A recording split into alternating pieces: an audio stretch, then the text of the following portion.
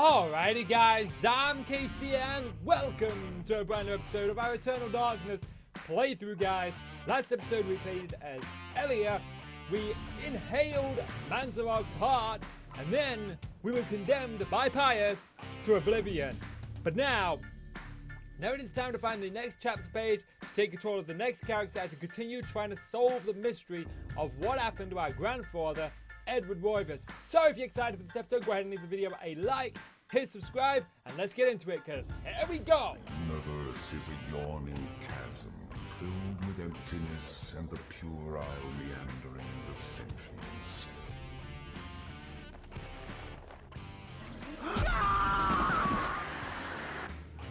You are a fool for trying to save him, Anthony. His fate was decided many centuries ago, as is the fate of this world. Despite your fate... So here we are! So, last episode we did this sort of puzzle thing with Elia, so I'm assuming this is going to lead us to our next chapter page. Obviously I've played this game before, so I do know that this is where we find our next chapter page. A small shrine of candles. Their placement appears to be a very deliberate, corresponding to etchings on the table and an illustration upon the wall. Some of the candles have been lit. So we can see on the illustration up there that the sun is over on the left. So we're going to put out the middle one and the far right one. And that should, boom, open us up. We found something. A cigar. With the correct sequence of candles being lit, a hidden panel opens. There is a message tube inside. Let's pick up. Alex has found a message tube. So we go ahead and look at this. I did save between episodes. I did save. Message tube, check. An antique leather-bound message tube, the kind used to transport sealed message scrolls. It appears to be unopened. There might be something inside. Shall Alex open it? Alex has found a chapter page entitled Suspicions of Conspiracy. And here we go.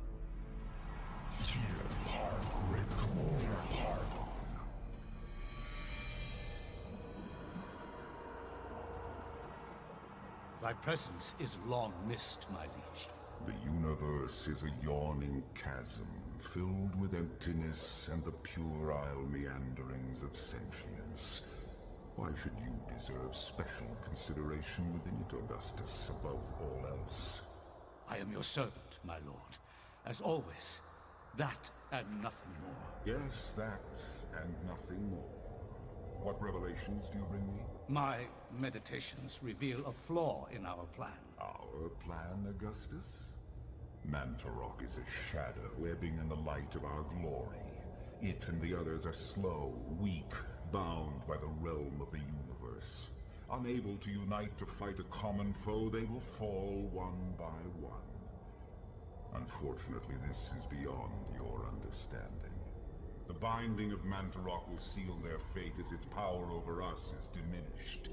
Such an irony that the Keeper itself be imprisoned within the walls of its own magic. But what of its essence? Is that not the core of its remaining power? Upon my seeping into the corporeal world, I will be the dominant over all, Mantarok included. Your worries are unfounded. You must turn your attention to Charlemagne the Frank. His continued presence within the world is far more serious to our cause. As you wish, Master. He will be dead before the week is out.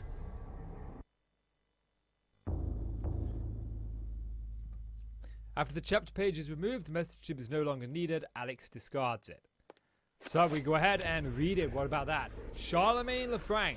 Let's check this page. This appears to be a page from the Tomb of Eternal Darkness. It is entitled Suspicions of Conspiracy. Use the item to read the chapter page. Should we read it now? Indeed, we shall. From my research, it is apparent that the endeavors of mankind are mere puppetry at the hands of the ancients. Whenever a king vows reform, the ancients move quickly to stifle it. Under the auspices of Emperor Charlemagne the Frank, the new Holy Roman Empire was at the height of its power.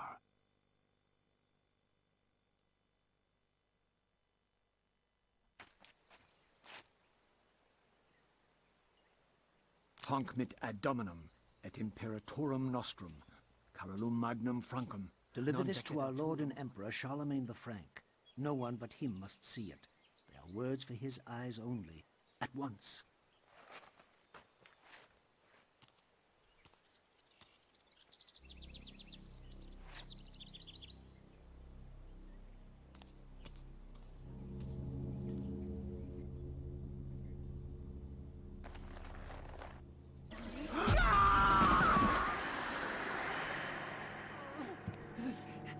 What sorcery is this? A spell? I am bewitched. If this was meant for Charlemagne, then what will become of him? I have to warn him of this treachery.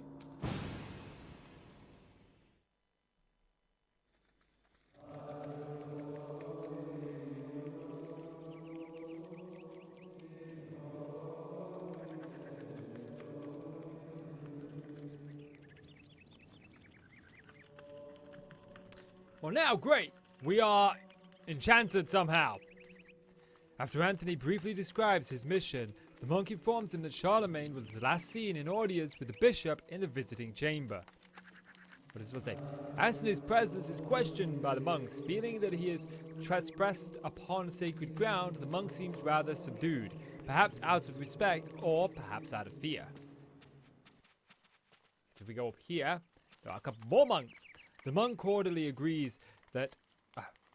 I'm putting words into this, aren't I? The monk cordially greets Anthony. However, he brings grave news of the loss of one of his order, who fell from the tower to his death. His tone is guarded, leaving Anthony wondering if indeed this is the truth. So this one's praying. Can't disturb him while he's praying. Okay, so where is the visiting chambers? I would say that this door may be here.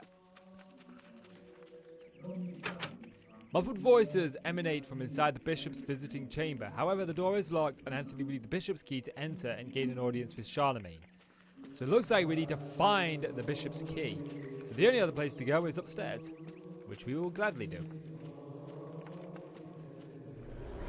Now pay attention to that transition there, because that always transitions us to this place right here.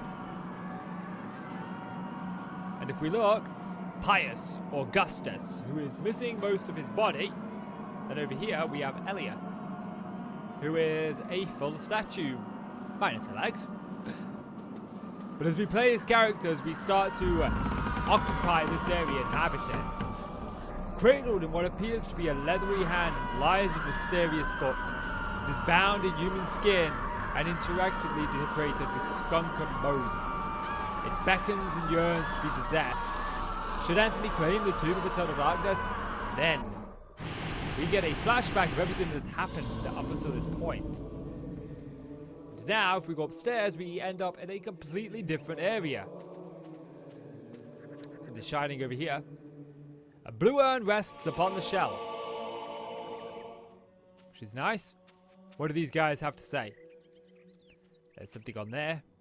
Somewhat addled by Anthony's distraction, the monk kindly requests to be left alone.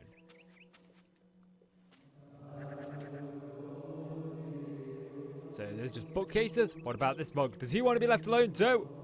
He doesn't even want to talk to us. Oh, he is. The monk is hard at work and does not wish to be disturbed. Okay, we'll go back downstairs then. We'll go back downstairs. Do we have any weapons? No, we do not. We do, however, have a blue urn.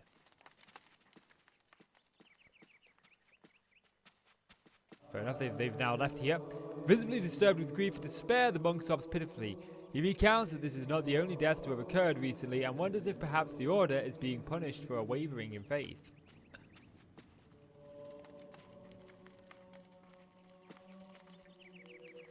Monk orderly greets... Yes, okay, we've already spoken to him.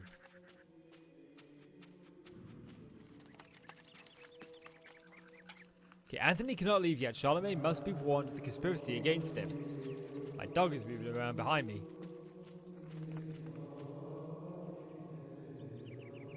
Okay, can we, check the Eternal Darkness? This is the tomb. What about this? The urn has been glazed with a rich cobalt blue. While fumbling around, the urn slips from Anthony's stiff fingers, dashing itself into fragments as it hits the floor. Anthony has picked up broken blue urn fragments. Has found a magic rune. Runes are the key element in creating spells. By collecting and combining runes in different ways, different spells can be created. Spells are magical incantations that enhance a character's natural abilities. This is a spell list. Okay, I already know all of this. Okay, can I... We've got this. Anthony reaches out for the medallion, but the monk says that it is a vulnerable artifact required, or vulnerable, for his research and should not be touched. Okay, so we've not really got much to go, and I always forget what to do at this particular bit. So we're going to go try with Charlemagne one more time.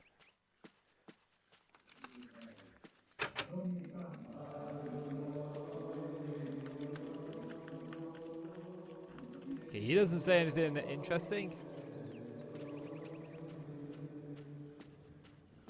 Alright, we'll check around here. This is this one big round area. I thought we opened this somehow. Yes, we do. A funeral casket made from unfinished wood. It is not properly sealed. It could probably be opened. Should Anthony open the casket? Yes, he should. Oh my God, what is it? Did not look like he fell. We should get out of here. You have proven what we have feared the most. This poor man has been the victim of great evil. Look how his body has been defiled, as if something has burst out from inside him. Here, take this for your protection. And find the bishop. He must be informed of this horrible discovery. Anthony has acquired the Scaramaxa, or something or other. We got a sword. Can I not equip it yet? Is everybody just going to leave the stranger alone in this place? Okay, I mean, fair enough. We'll equip that. Oh, was that something in the casket there at the bottom? Peering inside the casket, Anthony sees the body of a monk. His remnant is that of his order, stained with blood that has seeped from many grievous wounds. It is truly a disturbing sight. Okay, there's nothing in there. Okay, fair enough. Now all the monks have pretty much left us be. We can head upstairs. The first of the spell's actions are taking effect. But now that we no longer have the monks here, we can actually retrieve this pendant. We can receive the gold medallion. Now this is the first of the set of spells that we can start to learn, and the spells are learned in either 3 points, 5 points, or 7 points. There are some higher points, but they're very unique and special spells. We can only learn 3, 5, and 7. Circle of Power describes the amount of power that a spell will have. The more points within that circle, the stronger the spell will be. So a healing spell, a 3-point healing spell, is going to recover maybe 20% of health, whereas a 5-point spell might do 50%, so on and so forth. So, I'm pretty sure that somehow we open up one of the areas. Okay, that just lets us return. That is just showing us the desk. Okay, fair enough.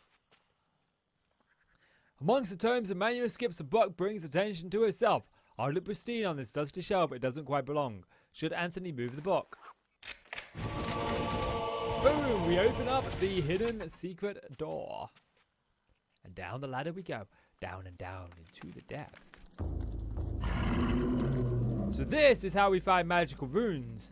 We have to find them in 2 parts. We have to find the rune itself, which is this thing right here, which is typically inside of some sort of creature, which we go ahead and just start decapping, and he's looking for his head, which is suddenly missing. But once we finish him off, we should get this rune. There we go. Anthony has found a magic rune, which is great. Give me my sword back, please. And I will have this. And now if we were to go to our spell list, or rather into our runes, we can see we've got ourselves a rune here and a rune here, but they're both question mark at the minute because there's another part of the rune that we need to find to be able to know exactly what these are. Now we can create spells without knowing what the rune is called, but we can't create spells if we know what the rune is called. We don't have the rune. You actually need the rune itself, and which we do have.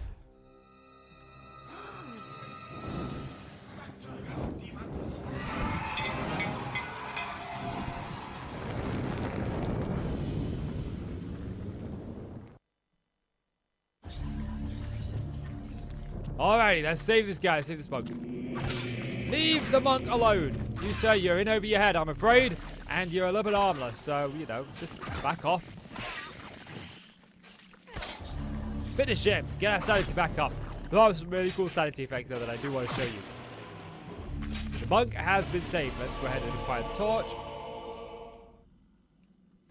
Grateful for his life, the monk tells Anthony what happened. He was carrying a sacred urn from the baptism font when he was confronted by the bishop, who was brandishing a large blade and whose eyes burned with an evil fire.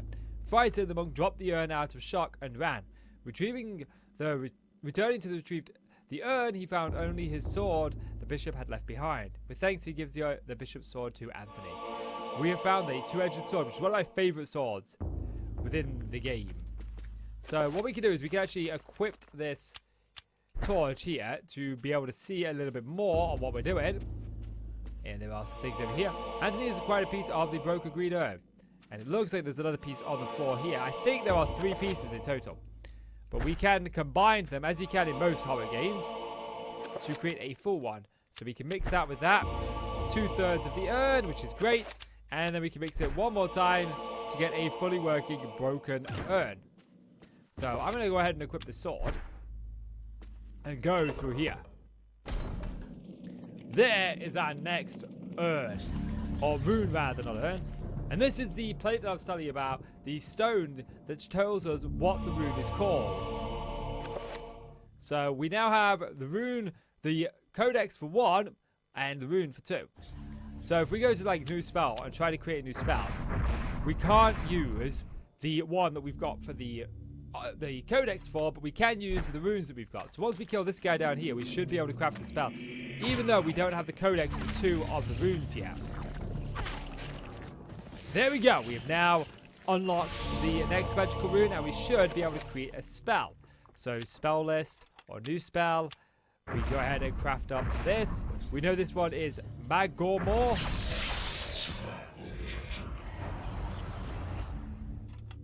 And we have discovered spell list 1. We can assign this to any one of our stuff. I'm going to assign it to Y, I think. And if we press Y, we can go ahead and use it to repair and fix these urns. Item has been repaired. And then we can go ahead. And there's our magic meter that obviously tells us how much our magic has got. Our magic recovers over time. So we're going to go ahead and cast this one more time. We cannot move when doing this. I mean, we can move, but if we move, we interrupt the spell. I think we can enchant our sword. So there you go. Look, I moved and it cut out the spell. The witchcraft is taking its effect on Anthony a little bit more as we start to progress through the story. He's starting to look more and more zombified. So we could let these guys fight, but I want to kill them. And I love this two-handed sword. It's one of my favorites. It's not my favorite weapon in the game. There's a character called Kareem that actually gets my favorite weapon in the game. Red urn sits on there. Okay, good. So this red urn looks filled with water, so I'm going to fill these with water. So there we go. We got a filled blue urn and a filled green urn. Dunking the urn into the foul-smelling fountain, it becomes filled to the brim with rank fluid. It is a lot heavier now and rifled with forte. Get some sanity back. And here we go. We got our next Kodak right here. A slab of etched stone site for pedestal. We got the magical Kodak. That'll tell us what that rune is called. Now we've got a curtain here. We saw how to defeat these before. So we could just go ahead and burn it, equip our sword, make sure that we are ready for battle for anything that comes our way. Let that burn away. And through the door we go. It looks like we've got this sort of creature right here. Now it is important to be careful because if I go for his arm, I'm actually hitting the wall. So I want to make sure that I slash downwards so that I do hit him. With that, I press up. I wonder if that's the bishop that we are looking for. Now, obviously, guessing spells is okay. Because I put those runes together because they're the only 3 we've got. But when we start to get more and more runes, we're not going to know which ones to do for the spell. And so, if we take our time, we will actually find that we do find the spells for these. Cast. This allows the player to cast a spell. And this just allows us to assign. You'll see me do this throughout the game. So, If you examine the scroll, it'll show you the runes that it needs, but only if you've got both the codex and the rune itself. Otherwise, it'll just tell you in text there, Antarok and Morkaba. So we will assign this to the Y button, and then we can just get out of here. And I can start picking up this rune here, and then it should show us both runes on the scroll. So if we go to spell list, all that check, you can see now we've got both runes on there, whereas before it didn't because we didn't have the codex. So you can get ahead of the spells if you know what they are, or you could just spend some time just sort of moving them around and trying different combinations. Some work, some don't. Right now, this is obviously the only one that we can do. I only need one. I thought I needed all three. Yes, it's because I've stood on it. Right, I thought I was right. I was there. I thought we needed all three.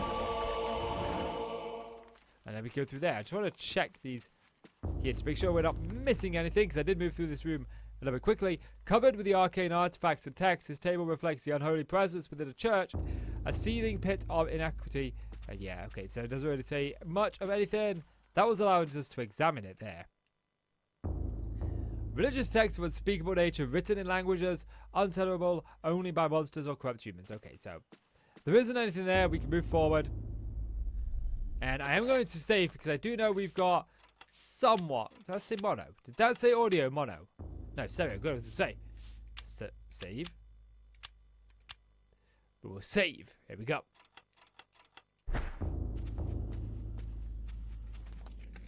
So this is somewhat our first kind of boss battle, if you will. It's like a mini boss. It's not difficult, but it's still worth saving. So, you have come to return my book. Very well then. For your efforts, I promise a quick and merciful death. I appreciate that. As such, I will do the exact same thing to you. So we are just going to make sure we get out of his way so he can't hit us. Let him hit. Then we're going to bring our sword down. Whoops-a-daisy. I am sorry, sir, but you have lost your head. You're in over your head for something you said. Hey, better off dead, man. We got the key. We can now go ahead and deal a finishing blow to him. Deal another finishing blow to this guy. Get some sanity back. And we'll finish this guy too. So now that we've got the key, all we need to do is get back a shrine to the god that bespeaks of an ancient evil that has graced the earth before mankind walked its valleys. So now we can actually make our way back, of course, slowly and surely becoming an infected zombie. Oh, hello. I thought you had been dealt with, my friend. Oh, you hit me. You hit me in the back, man. That's uncool. Uncool. Uncool, my friend. And now you're dead. Well, you were dead before. Now you're doubly dead. This is why I like the sword. It's just a two-shot for these simple-minded ones. Although, what you can do is you can equip the torch and one-shot these guys with the torch. I completely forgot about that. So we'll keep the torch equipped for now, but we got a new enemy. We see two new enemies in this chapter between now and then. And the first one is this thing. And I would show you how to avoid this thing, which is by creeping, but I think it's more important that we actually see what this enemy is capable of doing. So if we actually run into it or we move with sound, it will hear us and it will emit that boom, boom, boom blast and send us to this dimension here, the tracker dimension, I believe this is called. And this is pretty cool. It's a very small area, but as you see, we have our sanity meter, we have our health meter, we have our magical meter. Yeah, the trapper dimension, spores in every direction. Whilst in this place, magic cannot be cast and humans are subjected to odd phenomena. The portals cycle from color to color and the time to progress, and only the quick will escape. So, we want the purple portal to get out of here the quickest, but if you need to recover any of your meters pretty quickly, so if we go into the green one, it will take us over to the green hand side, which will allow us to recover our sanity fully. So we're just going to equip this two-edged sword and take care of this guy.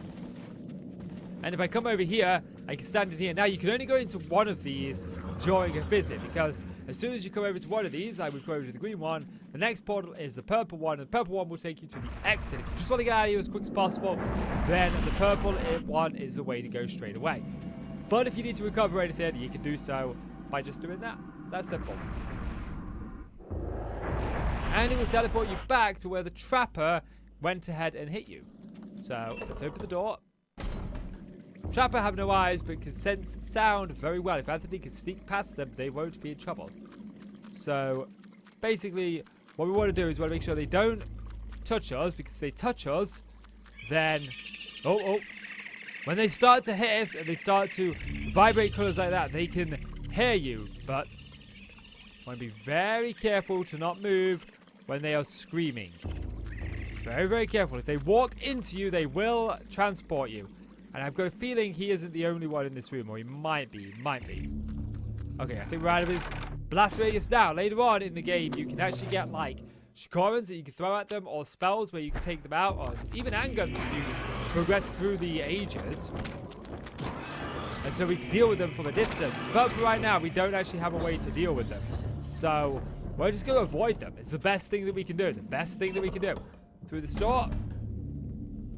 You can usually know that they're about because you'll hear their scream at first, but sometimes it's best to just be careful. What does this monk have to say? The monk ambles around nervously as if half expecting the demonic bishop to return at any moment. Okay, we're just going to leave it be. You can actually hit that and slay the monk, but we're not. We're not going to be that mean. We're not going to be that mean. Our situation is worsening.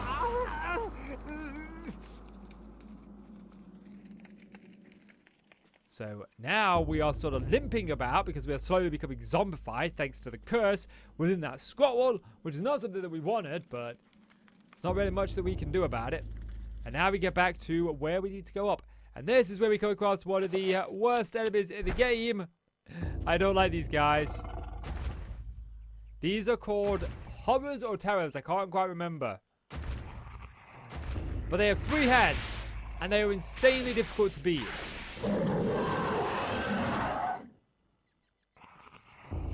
And of course, he prevents us from moving forward. So we're going to go in. We're going to hit the heads. Now, thanks to this double-edged sword, we can actually take them out pretty quickly. But later on, we don't have this amazing weapon. We have even worse swords. And we have to take these things out, and they become very difficult. We'll have to take 2 or 3 out at a time. I didn't give them a chance to attack, which is easy when there's one. But when there's more than one, it's difficult to not give them a chance to attack. They deal a lot of damage, and they are very quick at it. They send out a lightning bolt at you.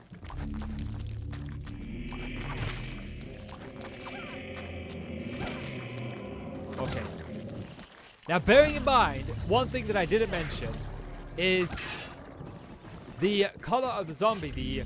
The god that the zombie or the mummified creature is akin to, so the red ones, the green ones, the blue ones, will also extract what that color of the meter is. So the blue ones will take magic, the red ones will take health, the green ones will take sanity. So sometimes, depending on which room you pick at the beginning, depends on which meter you're struggling the most to keep up. Muffled voices emanate from within inside. We go ahead and use this, and inside we go.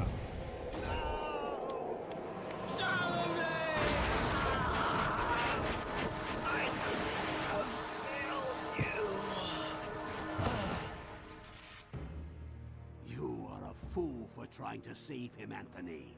His fate was decided many centuries ago, as is the fate of this world. Despite your faith, there is little to save you from the power of Ulya.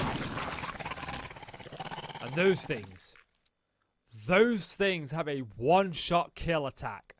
And it is horrible. They're quick, they're nimble, and they're hard to beat.